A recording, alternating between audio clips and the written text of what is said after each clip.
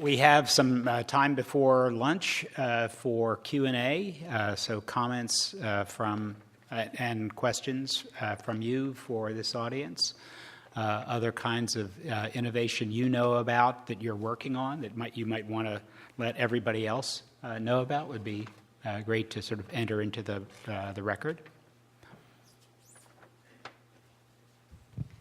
Hi, I'm Heather Blasko with J&J Editorial. My question was for Jennifer regarding the open peer review. I think I heard you say that the one journal that you have where you don't do it for all the articles, it's that you wanted to increase it, but it sounded like that's actually decreased from your last report. So I was just curious as what the reasons behind that were or what you felt they were. It's simply just that we haven't had both parties agree to publish that report. We haven't really taken a deep dive into why that is, but it's the agreement between both parties involved, which is why we're hoping to discuss just making it a condition of publication. Is it possible that there's some, that this is like a fad, and so you got really high adoption early on and it declined after a while as people got some experience in it? I mean, well, we haven't heard of any, that's a really great question. We haven't heard of any negative feedback from publication as a result of that. So I think it's something that, again, small society, we haven't had a lot of chance to look into that, but it's definitely worth, in my opinion, I would prefer just to go 100% publication of them. But if that doesn't happen, we will have to look into, especially if the numbers continue to decrease. Okay. Okay, John, I wanted to ask you the question of when does a paper become formally published? The argument we've made very successfully with most of our journals to get them to consider papers that have been posted as preprints is the paper has not been through a formal peer review process. One of the things you just described, PCI, the author submits a paper to editors select peer reviewers do a peer review on it, the editor then makes a decision about that paper. How is that any different from publication, basically, and why should we not consider those previously published? That's a question I've asked Thomas Guillemot, who is one of the architects of PCI. I believe that they are in discussion with the EpiScience platform that would essentially convert the communities into journals, David. I don't know why they haven't taken that step beforehand. I think probably, and you know as well as the rest of us in this room, it's very hard to launch new journals. And it's maybe quite a smart idea to have developed some momentum behind something that describes itself as a non-journal and then magically transforms overnight into one. Hi, John and panelists. Thank you for a lively past 45 minutes or so. I'm curious, you all spoke of peer review as it regards to papers, traditional papers, and I'm wondering if you're having conversations with authors or researchers on review of artifacts. It might be software, it might be other things in the researcher's day. And where does that sit? And you'd be interested in hearing your observations on that. Sure. I know I mentioned it very, very briefly at the beginning. And at this point, it's really just the kind of practicalities around having better reviewer guidelines around peer reviewing data specifically, what we're trying to kind of level up, but other types of supplementary material. But it's really, we're focused on the practicalities at this point. I would add to that I think one of the virtues of decoupling dissemination from evaluation, which is what preprints do, is that it takes the pressure off the time frame of evaluation, so that with certain kinds of science and certain kinds of community, they might have the chance to do peer review in a very idiosyncratic way.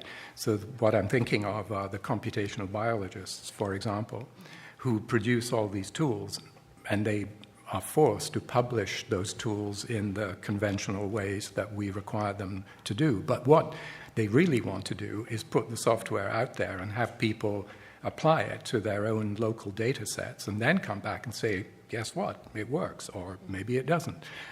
So one of the hopes that we have is that by having a corpus of computational biology preprints, maybe an interested group would like to start adopting that a different way of evaluating what has been offered. I just think I'll add a comment. I think getting to some kind of a common recognition of what it means to review software. Everybody is now used to what it means to review an article, and even so, it's still done very differently. But the same would need to be applied, I think, to software. And it might be that now that we have the model of objective review or sound science reviews, that concept might be applied to software. So that you're not talking about its novelty or its impact, you're talking about, does it work? Yes. My name is Jennifer Deaton, and I'm a senior partner at J&J Editorial.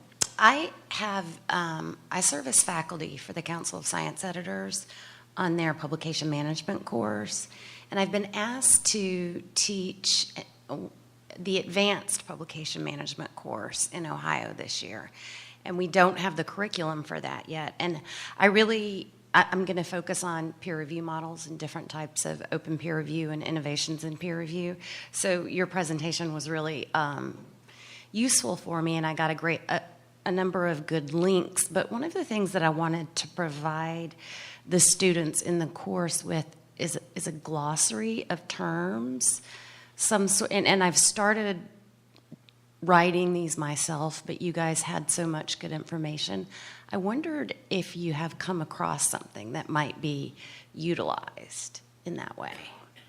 One of the things I know some of the publishers have done is develop their own courses in peer review. So I know ACS has one, for example. Is anybody from ACS in the room?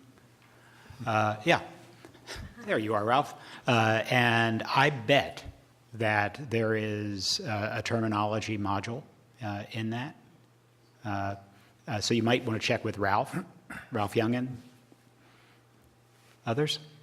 I was just going to say... Susan might have been at ACS when they developed it. I've forgotten all that. No, I was going to say, actually, I think it would be really useful. I think that, particularly with the proposed MECA transfer between the Journal of Cell Science, Journal of Cell Biology, and Molecular Biology, the Cell, what has sort of delayed us has not so much been the technology, but making sure that when we're using words, that they all have the same meaning. And I think that came out a little bit in terms of what is open peer review.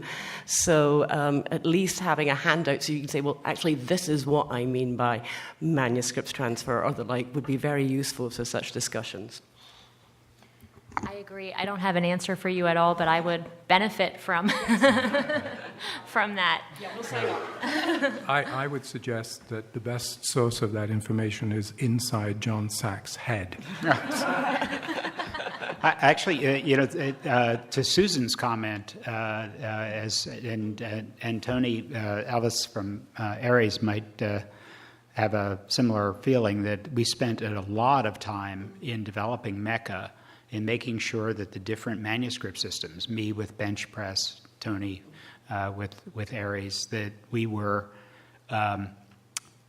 when we used a term, we meant the same thing by it. And that was somewhat painful and absolutely necessary. Whereas in the case of things like open peer review, one of the things that I've found is that very quickly when you're talking with editors, they jump to the worst possible definition and use that as an explanation for why it will never work. It's always they always assume that the reviewers are unmasked, and honestly, most open peer review examples I've come across, it's open and anonymous. Sometimes that's optional, but often it's anonymous. So that's a very good idea to get a real definition, especially of the new stuff, because there isn't a standard definition. Is there a question in the back or comment in the back? Carla Lavisari, STM's legal counsel. I have a question regarding author researcher awareness about these new forms of peer review when they submit. Is that sort of made obvious to them, or they're aware because they're members of the community? And also the awareness among the reviewers themselves. They own the copyright in the review as well. To begin with, their review may travel quite far if it is openly available. So are the two sides fully informed about these procedures? So why don't we take the question of, I think the common question you hear is who owns the peer review? This came up a lot with the original development of Publons because people were starting to post their reviews. And the question was, wait a minute, who is that? Do we want to get comments from across the group? I may not be understanding the question quite clearly, but I think what you mean is how do you, if we have a disparate universe of commenting and reaction to a given manuscript, then how do we develop common awareness of the existence of this disparity in opinion and reaction? And I think that's an enormous challenge. We can do things like point, as what we do on bioRxiv, we point to blogs, we point to Twitter, we point to these preprint assessment sites, and they point back. But that's not going far enough. And I think, one thing I didn't really touch on is the interest of many journal publishers in assembling those community reactions in order to inform the eventual process of journal peer review, which I think would be useful. Well, I hope it would be useful. But we don't have good technology for doing that. So that's part of the next phase of development, I think, if that's indeed the question you were asking.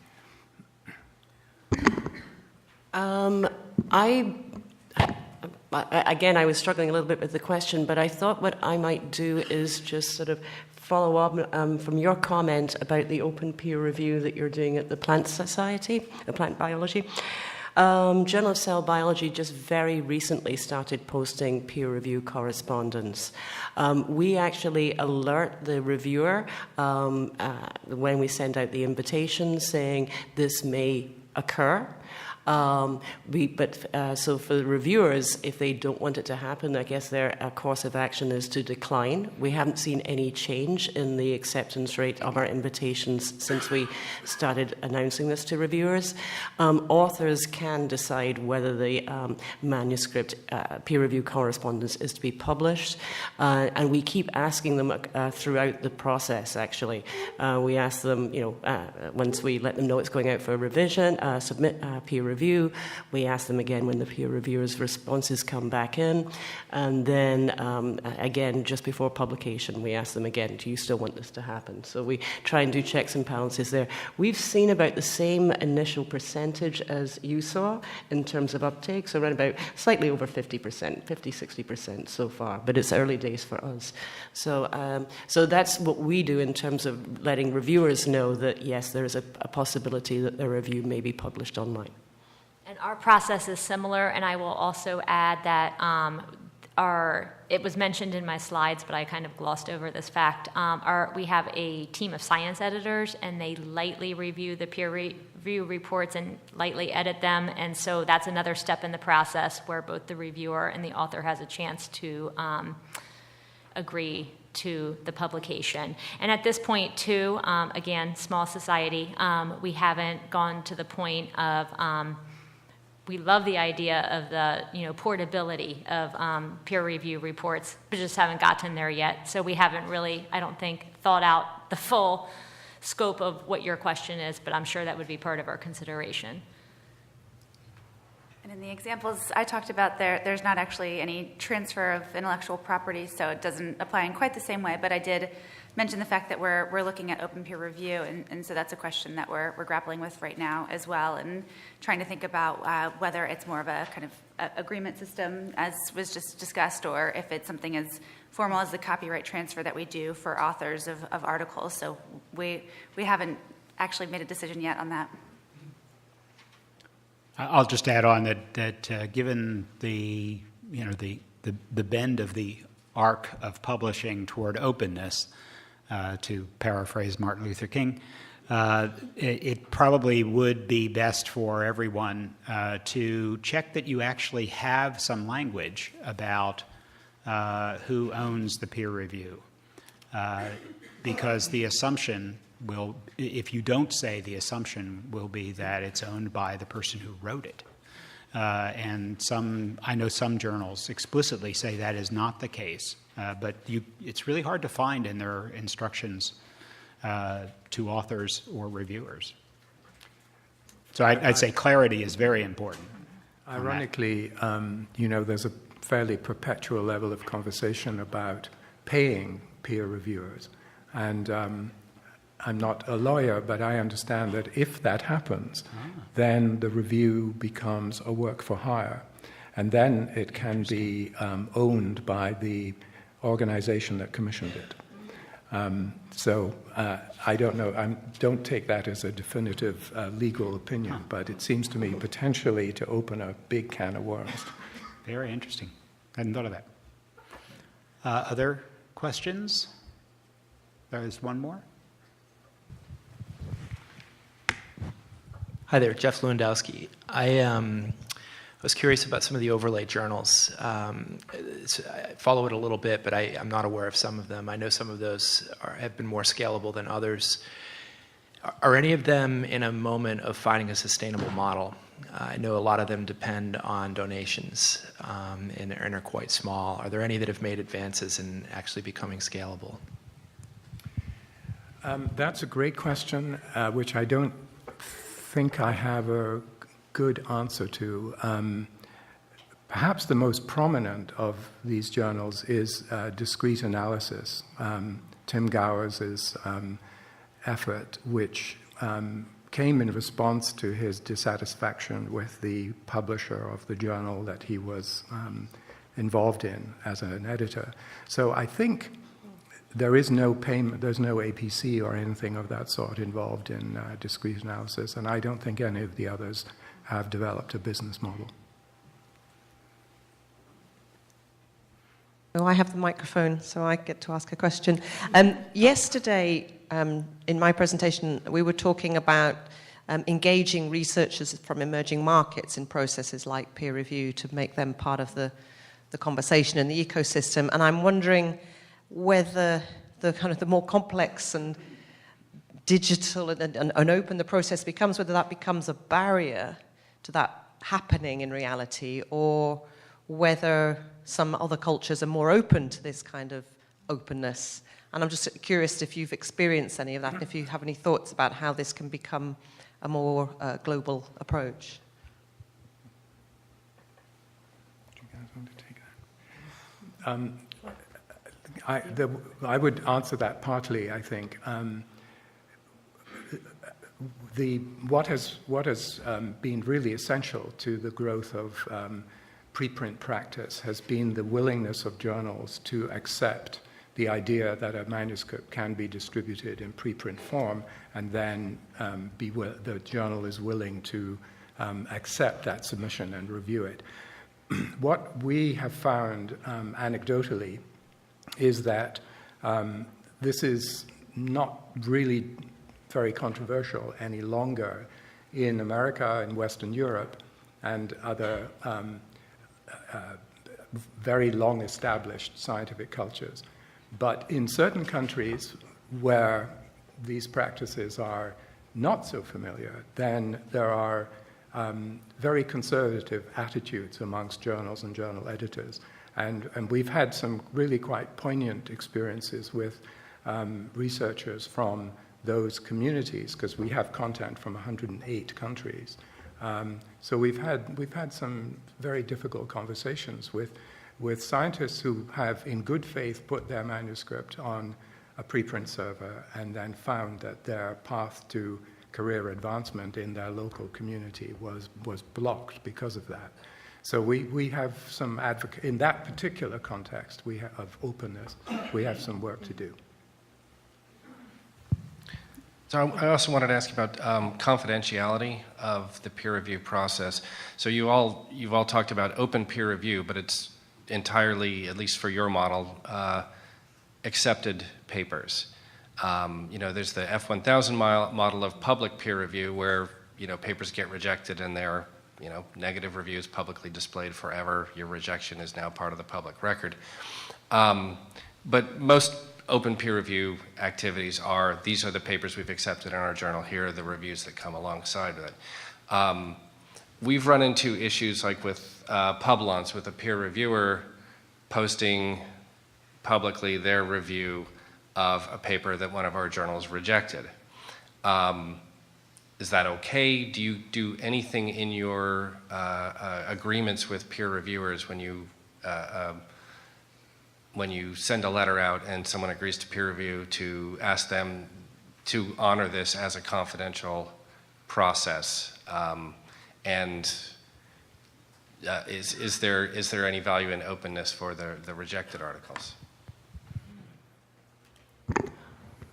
We certainly do ask our reviewers to respect the confidentiality of the process. Reviewers are, if they wish, free to self-identify them, but we do let them know that the reviewer reports are, intended to be confidential. Does that help? And ditto. It's the same at Cambridge as well. David, I'm sure you know the proposal from Erin O'Shea and Bodo Stern at HHMI that makes the quite realistic point that the community is invested in the review of manuscripts. Whether the decision to publish that paper is made or not, there's still an investment of time, resources, and expertise. And that when the reviews are not public and the paper is not published, then none of that is exposed to the community, and it isn't very useful. So they're very enthusiastic about the idea that all papers should be, quote, published with whatever reviews they accumulate, so that the reader can assess for herself what the value of the paper is. That's a pretty radical proposal. I'm not sure that authors will go for it. The experience so far with things like the Neuroscience Peer Review Consortium suggests that they won't, because they don't want their paper to be a kind of albatross of failure around their necks. But who knows? The culture of openness may expand even to include that. I think a test of that, one of these thought experiments you could do is imagine if in bioRxiv, instead of only putting this article has been accepted by the Journal of Virology, you put this article was rejected by. I think that. Well, we're totally up for that. That's a badge nobody wants, right? I think, David, it's really interesting, and I do think that, and thanks for referencing O'Shea and Stern's paper. It does seem to me that seems to be speaking that HHMI is likely to go the way of Gates and Wellcome and launching a Wellcome 1000, Gates Open Research, Wellcome Open Research platform, it seems to me. Also, the acknowledgement of the managing director, F1000, in the acknowledgements for that paper also makes me think that perhaps that might be the way they're headed. It would be interesting to see a study of authors who have published in these open peer review platforms like F1000 and Gates Open Research, Wellcome Open Research, whose papers were publicly rejected. Do they ever publish on that platform again? Or is this, okay, never again? All right. Well, thank you very much. Thank you to the panelists, Jennifer, Brigitte, Susan, and John. Thank you for your time. And I think with that, we'll be going off to lunch.